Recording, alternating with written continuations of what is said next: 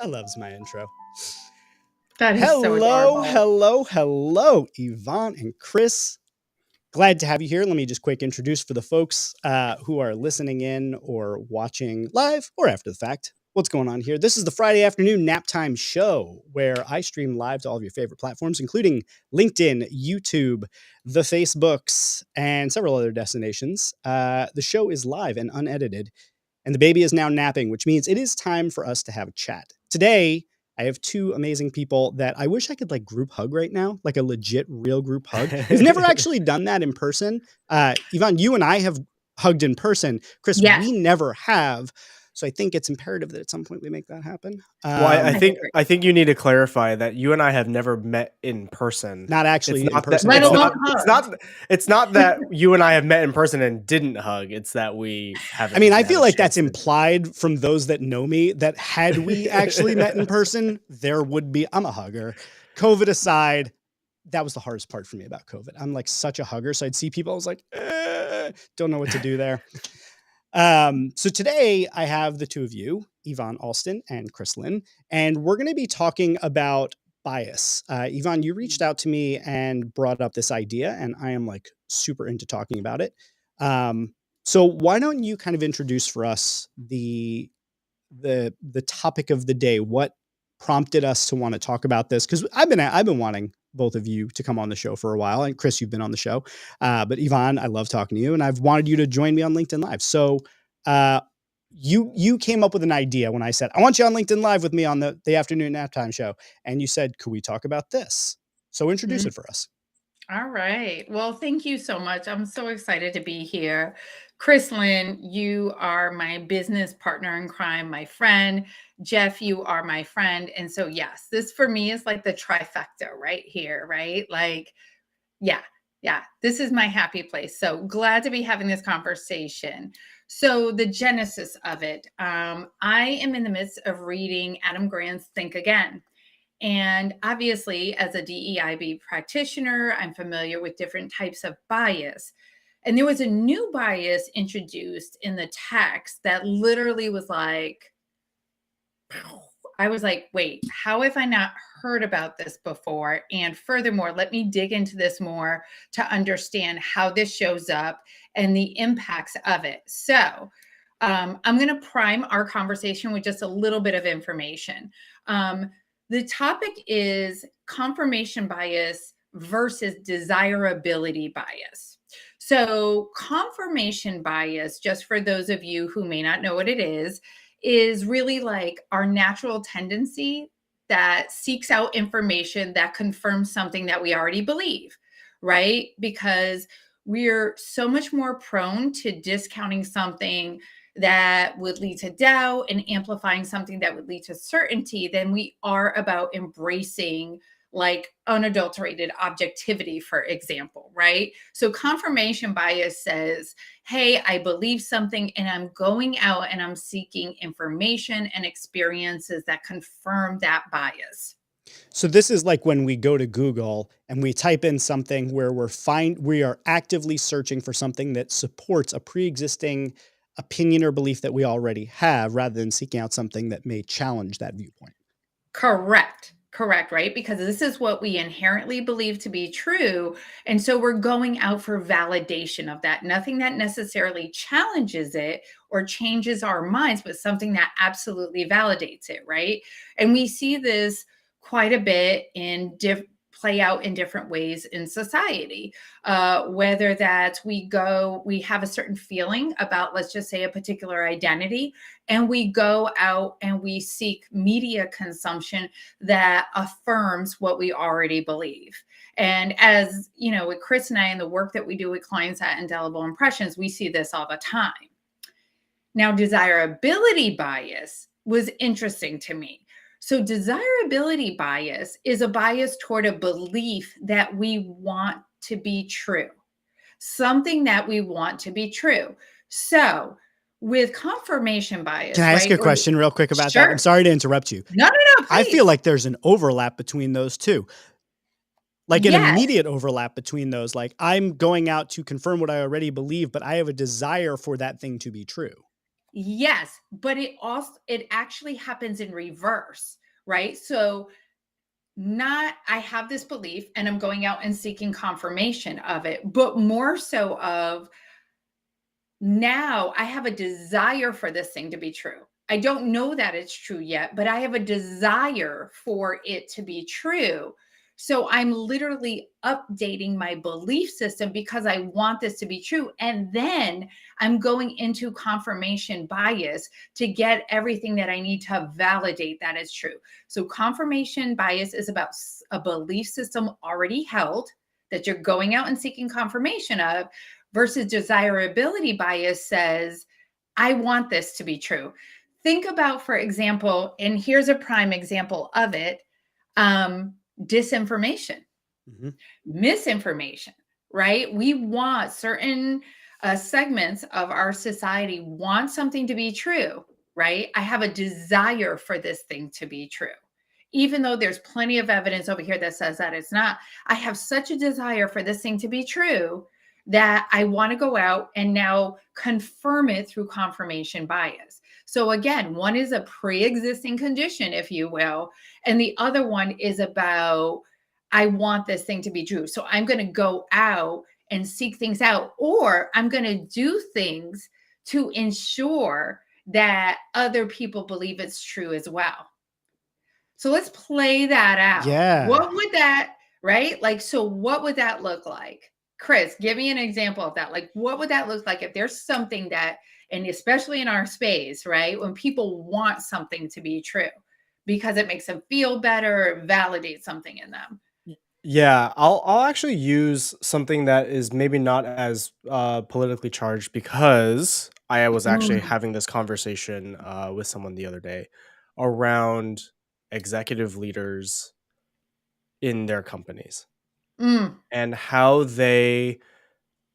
I'm about to write a post on this actually about how they tend to be the most emotional group of people that we know, even though they claim that they are not emotional, that they don't bring mm. emotion into the boardroom. Yeah. And um, the reason I'm using this example is because when you talk about desirability bias, they will go out and cherry pick data to back up their beliefs around how they should operate their businesses or how they should move forward. A great example of this actually is Elon Musk when he took over Twitter, and this is a constant discussion, Jeff, right, that we bring up on this show, is Elon Musk coming in and saying, productivity, productivity, productivity. You have to be 1,000% productive. If you're not, if you're one iota below that, you are getting fired. Mm, Suddenly, you saw everyone come out of the woodwork, all of the CEOs who said, yes, that is how we want our companies run. And you're seeing it today where Meta, Facebook, Google, all of the FANG companies have now started saying, you are not productive. That is means for termination. That will help us cut costs. And that justifies mm. our belief, because we believe in 100% productivity, no emotions, but all they're doing is validating their own emotions and making it to be true. For me, as the openly anti-capitalist person on this show, I would say that you could expand that out and look at the entirety of the system that we're within, whether you're looking at capitalism or white supremacy, patriarchy, whatever. The whole system is designed where what I was thinking as you were going through it, Yvonne, where you were talking about kind of the order of operations, what my Mm. mind got kind of hung up on was, does every confirmation bias require a desirability bias to precede it? Or are there several different types of confirmation biases, ones that come after a desirability bias and ones that are inherited biases that we are raised, indoctrinated through the circumstances that we were born into and that we were raised within, and we Yes. internalize certain messages. So we then Yes. have confirmation biases. But at some point, if you track it all the way back, did that Yes. begin with a desirability bias? Yes. and here's where I won't say and, I will use a but intentionally. When you're children, right, you don't necessarily have the cognitive ability, right, to discern, like, I want this thing to be true, but the parents do, right? So if Yeah. the parents want it to be true, even though it flies in the face of evidence to the contrary, I have such a desire for this thing that I'm going to move forward and I'm going to create an environment or an atmosphere that can validate that, right? In some way, even if I have to push forward a false narrative, even if I'm going to use misinformation, or I'm going to take information and I'm going to use it nefariously to build my case, right? Perhaps I used to think this other thing, but now I want to think this way. I want to feel this way, right? So I'm going to create a world in which that becomes my truth. And then after that, I'm going to go out and I'm going to seek everything that confirms that. So to your point, Jeff, yes, it does go back with a genesis of desirability bias sometimes. But I think in the example you mentioned, it's the parent that started with the desirability Yeah. bias, right? And yet the kids are kind of engrafted into that. They don't have a choice. Yeah. Their desire is pointless, right? Or not factored into it. They don't even know that they have a desire. They just know that they've grown up being fed these messages, some levels perhaps of indoctrination or whatever it is. And that's how they move forward. And they understand that that's what their world is to be. And so they see confirmation of that because that's how I grew up and believed to be true. Yeah. So it's a different level of intent. And we can see where, and I've been trying to really stay out of politicizing this because I Yeah. think that that's just an easy place to go. Can I give an example? Because Sure, what sure, occurred to me as yeah. you were saying about, like, the parents, and I was thinking going back generations, but if you actually just stay within one house, I was thinking it's Mm. sort of like desirability bias by proxy. And as an example, and I'm going to go the least political version here, as I just dropped a bomb before about being anti-capitalist, but I really want my daughter to play piano.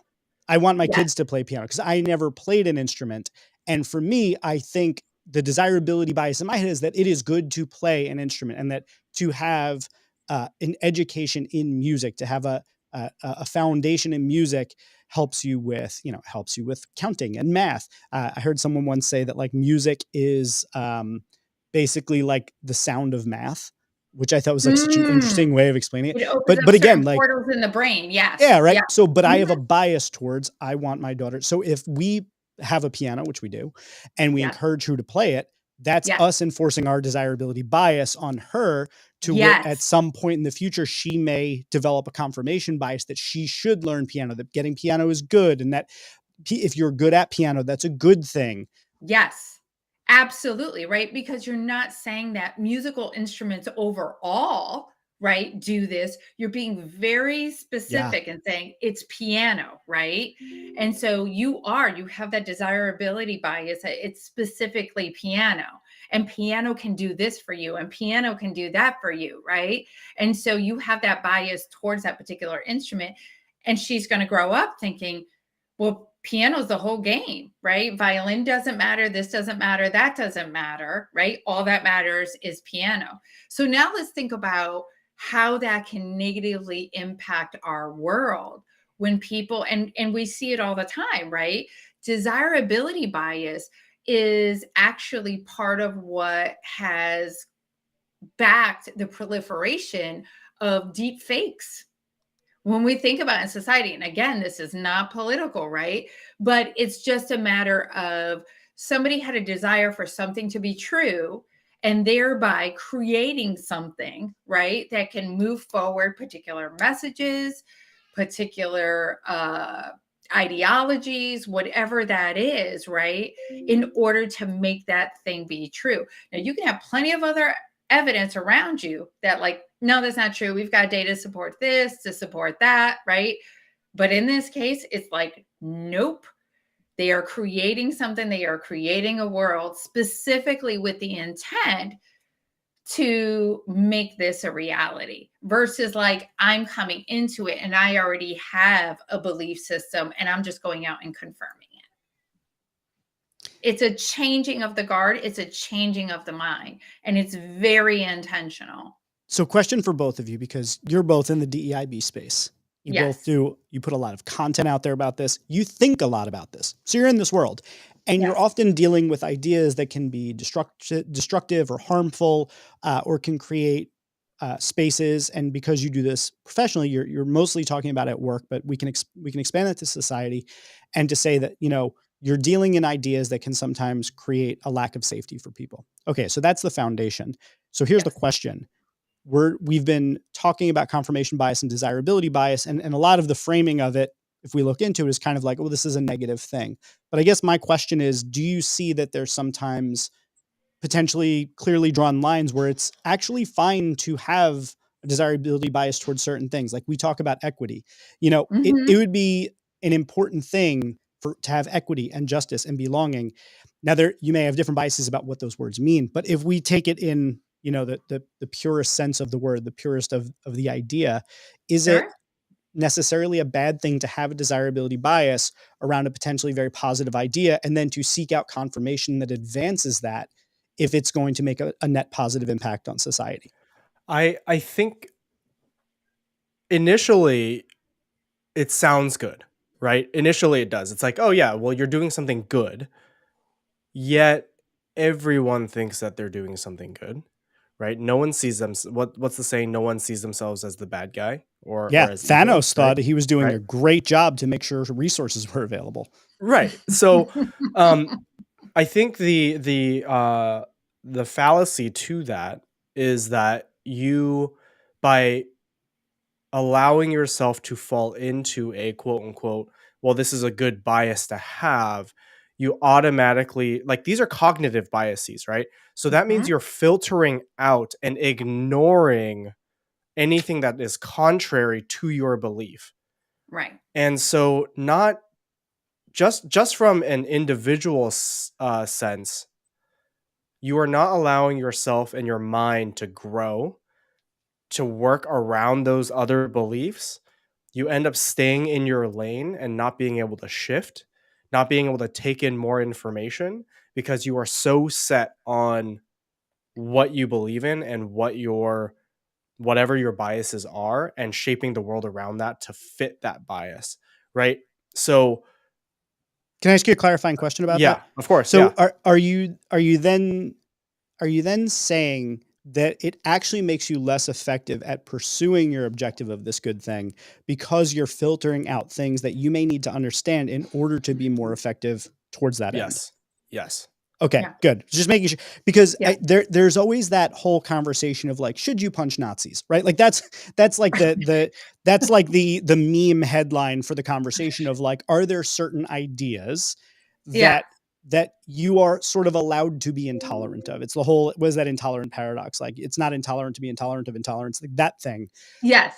So there's like the question of, is there a line at which you should close yourself off to certain ideas, or Mm. is there a line at which you can remain open to hearing it, but only in service of maybe changing those ideas? Like, I guess the thing is, do you have to be open? There's an age old question we keep debating, but Yeah. like, do you have to be open to everyone's opinions and ideas about things in order to be, do we need to be unbiased, I guess? So Yvonne and I were literally just having this I conversation was just yesterday, gonna say that was right? the subject matter last night, right? We Yeah. talked about polarization. Go ahead, Chris. Yeah. Go So ahead. ultimately, right, is there are people out there who do not believe that you should allow those messages to come through, to allow Mhm. them, to tolerate them at all. Yvonne and I both hold the belief that we need to acknowledge them and listen to what Mm. those people are saying, because at some point someone is going to come up to you and question you on those things. And if you have not already allowed yourself to open your mind up to those ideas, you will be caught off guard and will not know how to address those things. So, by allowing other perspectives and acknowledging them and learning about those and learning where your own gaps are in your methodology, you are strengthening your own cause and your own work. So, by understanding what biases you have, especially confirmation and desirability biases you may have, it allows you to counteract them, to build yourself to be stronger, to make your messaging stronger, to make your product, service, whatever it is you're doing, to be that much better, because now you've been able to account for those different viewpoints, and you can say, hey, you bring up this argument against what I'm saying. I now can tell you why what you're saying is not true, or why you need to shift your Yes. thinking or reframe or whatever it is, and why what I'm doing is actually helping you or benefiting you.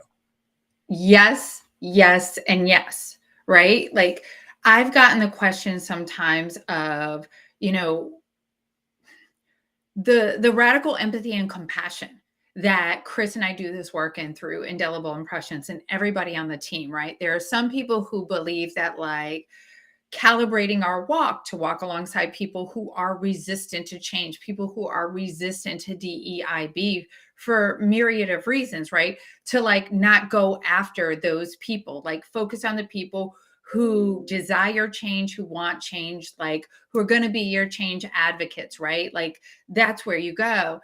My thing is always like, number one, I have of the mindset of going after the one lost sheep always, right? That's who I am. That's how I am built. My heart state, my mind state, every part of my being, right, finds that critical and important. But also, the naysayers to this, if we don't know how they think and how we feel, to Chris's point, we don't have a framework in which to address those things when they're challenged, right? I want to be able to know, for let's just say, for example, the arch enemies of DEIB. Oh, I'm sitting at that table. Oh, yes, I'm entertaining that conversation. I want to understand why you think and feel the way that you do so that I can figure out what is the antidote to that. That's my job. That's my mission. Yes, is it uncomfortable? Heck yeah. Do I want to sit there? I'll give you an example. I was literally at a client's workplace doing a series of workshops, and one of the individuals had Nazi tattoos and all this stuff, and was literally like, people were talking about this person is a skinhead. And the individual came up to me at the end of a session. Jeff, your face is everything. I'm locked in on this, but I'm like, wow. I've never seen your eyes bigger, but Yeah, Yeah, for yeah. real. I have a gift for this somewhere. Like I am So really on edge with what's happening here. that's But go everything. ahead. So this person comes up to me at the end and says, I want to talk to you about some things you said. And I was just kind of like, okay. I'm like, well, I don't have my next session until this point. Like, I've got some office hours. Sure. And I didn't know what that was going to be. Full transparency. I was a little nervous, right? And so I'm like, okay, what is this going to be? But what happens? I could either say no, no way, like you clearly, right, in some form or framework, right, believe some things that are absolutely, in my book, abhorrent, don't warrant a conversation, whatever, right?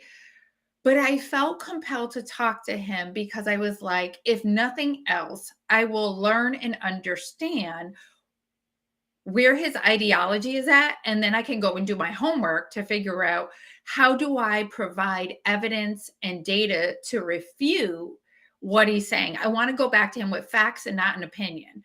Mm-hmm. In the conversation, though, totally blew my mind or wig off, as some people say, right? Like he sat there, and one could say desirability, to challenge what he already believed, to shift. So maybe in a sense, Jeff, what you were saying earlier about a positive implication, right? There was a desire because he was no longer a skinhead, even though he had all the markings of it, right?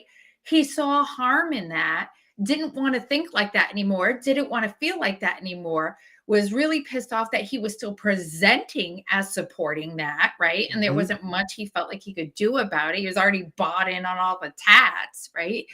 So he actually wanted to understand and learn why DEI is important, how he can show up in support of it despite how he physically looked. Like, he totally blew my mind. He did say some things that were aligned with the former ideology. And he's like, this is what I was indoctrinated to believe. I need the evidence to refute that so I can think and be different. And hopefully I can be seen differently and engage with people in a way that they're not just judging me because of this, but they come to understand that this was a choice I had made at one point in time in life, but this is not who I am now. I got to tell you that that story did not go where I thought it was going to go. No. Um, Yeah, because you thought he was going to come in and, like, you know, maybe jack me up in the private office and be like, do you Yeah, know what me and my people do to people like you? And yeah. But not I at think all. the fact that he approached you was probably a potentially good sign. I guess it all depends on the posture of it. But what occurred to me through both what you just shared and Chris, kind of what you just said, is that I think really one of the critical factors is whether or not this is someone who's coming to you in good faith. So if you are a rock solid closed mind and you will not even like there's a certain like narrative about like the marketplace of ideas, and there's a certain idea that Mhm. if you can't almost help your mind from believing something if you're presented with enough evidence and support for it, that like you almost can't help, right? But we know that in some cases that's not true, that despite all evidence to the contrary, despite anything that you could show someone, that they're still going to come back and say, well, if they're only 13% of the population, why did it, like, it doesn't matter. It's going to keep Yes. perpetuating itself, Yes. even if it's been demonstrably false and contextualized in every which way. If you're not open to hearing it, you're not open to hear it. So I think to the extent that we're talking about, I also just want to say I appreciate the hell out of the two of you, that you continue to like sit in that discomfort and go into those conversations and commit to being, because I'm just not that dude, which is why I don't do that work, because I would just be like, nah, I don't got to talk to you, dude. So I just appreciate that you're both like willing to sit in that, cause that's something that's a thing. It's interesting too, because that same employer, and Chris knows this story, that same employer, there was someone who refused now to come to the DEIB training, right? And this person, I was like, I want to get a hold of this person. I want to understand why. The person walked up to me. He was a white male, and he said, I'm not going to your mother effing DEIB training. And I looked and said, hi, I'm Yvonne Alston from Indelible Impressions, and I really want to talk to you about that. And he's like, I already told you. I told them they could fire me, they could whatever. I'm not going to your mother effing DEIB training. And I had to focus that individual. And I said, okay, so here's the deal. And he's like, lady. And I was like, not lady, Yvonne. That's my name. So let's make sure we have some foundational respect going on between us. And I said, but I'm curious as to why not. I'm curious as to why you have this visceral reaction, because you haven't been in any of the sessions thus far. So you don't even know what I've said yet. You don't even know my posture or position on this. And yet you are vehemently against this, right? So help me to understand, what's that about? Like, I genuinely want to understand and learn. And he, it took him a while to temper him down. It was a hot heat of the day. Chris, knows the story. Like, my makeup is melting and I'm just like, oh my God. And is this person gonna just like flip out on me physically in some way? But I was willing to stay in it with him. I was willing to stay in it with him. And it turned out, after 40 minutes of back and forth, back and forth, back and forth, we were able to find little glints, little tiny things in there where we had some things in common. We had some perspectives in common. And I was shocked by that. I think he was genuinely shocked by that. And before we broke away, and I said, here's the information. This is the last session. You know what's on the line if you don't attend this. I told you I'm not going to your mother F and DEI. I was like, okay. I was like, that's fine. If I do not see you again, I wish you well. I truly mean that. I do. I wish you well. And I thought, like, that's it, right? So I subjected myself to that. And I remember somebody who I really respect in DEI saying to me, That person would have gotten out one mother effer and it would have been a wrap. I would have walked right to the CEO and I would have said, nope, like not tolerating that. You want to fire this person? Go ahead, have at it. Right. I'm not going to stay in that with them. I'm not going to engage in that. Right. The one lost sheep concept was what prevailed in me. I will tell you that just as I was closing the door, that person started to come into the room, boot in the door, just like a movie. And I cracked open the door. I looked at him. I said, okay, so here's the deal. You come in here, you cannot be disruptive. This is not the you show. If you don't have anything good to say that contributes to the conversation in a meaningful way, in a good way, don't say anything at all. Are we cool? And he was like, yeah. All right, there's one chair left. Look at here who we have. Oh, we've got one more member today. Isn't that fantastic? And I welcomed him in and he sat down and he did not disrupt the session at all.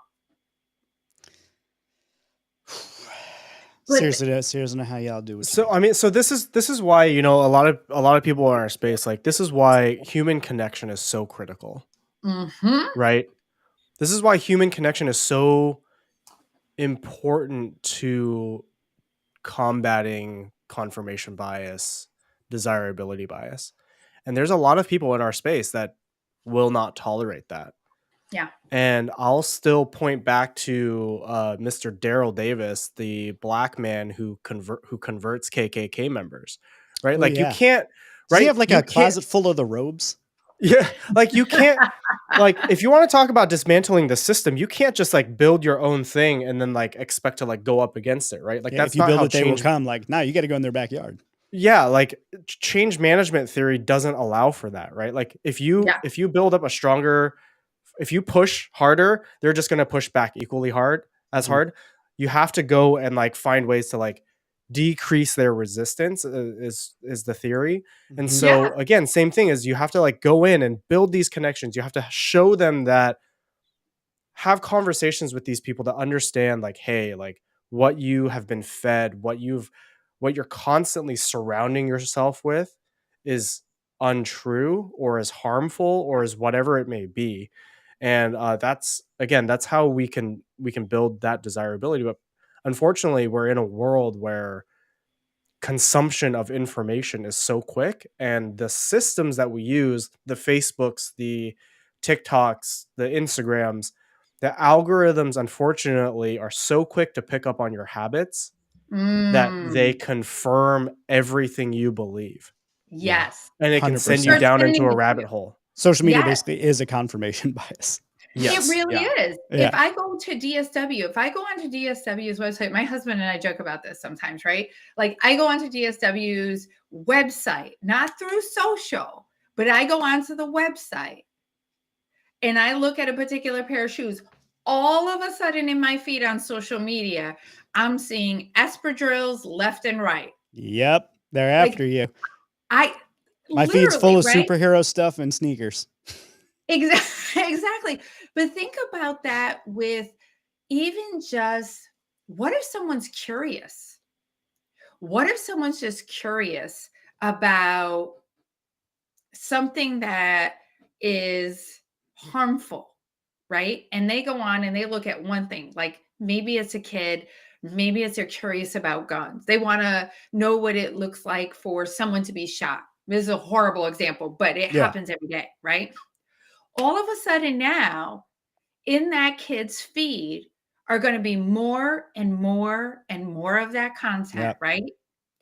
So thereby, right, actually impacting how that person thinks and feels about gun violence. Yep. I'll give you a funny one, and then I'm gonna wrap our episode because we're at about it. I could talk to you guys for the next like 2 hours, but I tried to make this show a half an hour. And obviously, you're both always welcome back. But I'll give you an example that I think is really funny regarding social media algorithms and confirmation bias. If you ever encounter a middle-aged man who believes that TikTok is all just teenage girls dancing, that tells you more about that person than it does about TikTok, because you have to keep engaging with that stuff to keep getting that stuff. So if you don't want to see that, find other things to engage with. That algorithm, the TikTok algorithm, is breathtakingly insightful into what it is you want to see. My entire TikTok is locked in and dialed into the 5 things that I want to see at all times, and that I'm interested in. That confirmation bias is as strong as anything that I use anywhere. I will say, just as a note to wrap on that, one of the things that I've gotten from this interview, from this chat we've had here, is one, I now have a desirability bias to have the kind of resilience to sit in those conversations that you do. And I have the confirmation bias of knowing both of you and seeing how it works for you and everything that will continually encourage me to be more open-minded and I don't even know how to say it. Less Tolerant? I don't know about that. I just maybe I'll just think less about punching Nazis. So I'll tone it down a bit. I'll just lean into the desirability bias of being more like Yvonne and Chris. So thank you both for coming on to the show. And Yvonne, thank you so much for bringing up this topic. I thought it was such an interesting idea and I had no idea what to expect from this conversation, but we had zero agenda here except let's introduce it and talk about it. And I just really enjoyed this conversation. We got kind of philosophical. We went down a bunch of different roads. There's so many more things that we could talk about. We didn't even get into talking about examples like Andrew Tate or any of the other YouTubers and TikTok influencers and Instagram influencers and all that. We talked about a little bit about work. We didn't necessarily get to, broadening into society that we touched on it, but I thought this conversation was so interesting. So thank you again, both of you, for coming on. One thing I like to do before I wrap it up is I want to give you both an opportunity to tell people where they can go and find you, where they can learn more about you, where they can have their own little conversation with you about any of these topics or anything else. So Yvonne, start with you. Where can people go and learn more about you? Well, we have our website, indelibleimpressions.com. There's some information there about the work that we do, why we do the work that we do. There's a great video of Chris and I on the homepage where we're talking about our approach to DEIB and why it's so important.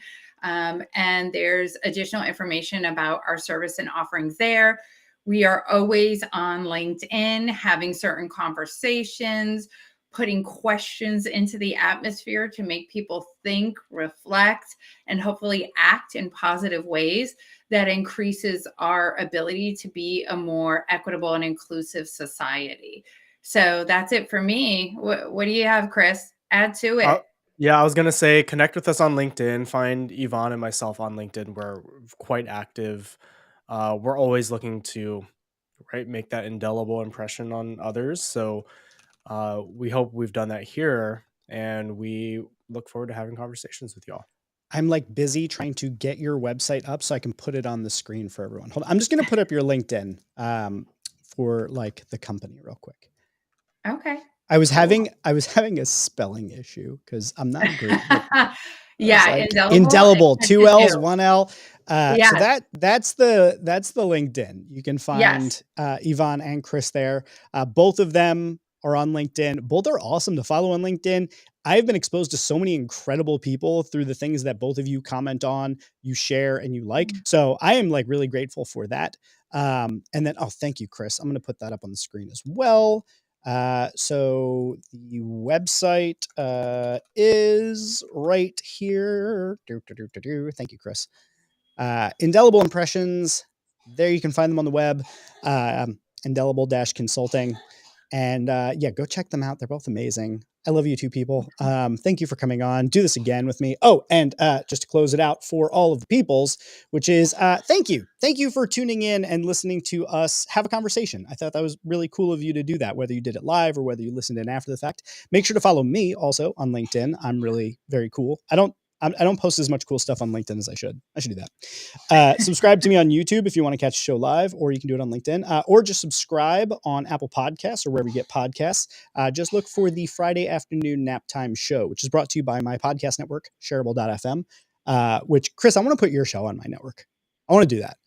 At some point. Where'd you go? I lost Chris. I have no idea. There he is. There you go. There I am. I want to put you on my show, or on my podcast network, because your podcast, Leading People First, or Leading People First, right? Yeah, it's coming back, which I'm really appreciative of. But it's a shareable show, so it needs to go on the Shareable Podcast Network. So To everybody else out there, thank you for all of your attention or feedback. So if you leave comments before or during, really appreciate that. And I'll see you next week when the baby falls asleep. Take care.